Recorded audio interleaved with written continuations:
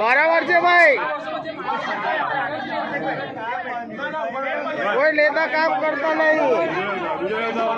કેમ ભાઈ, કેમ વિડીયો ને ઉતારવાનો, કેમ પણ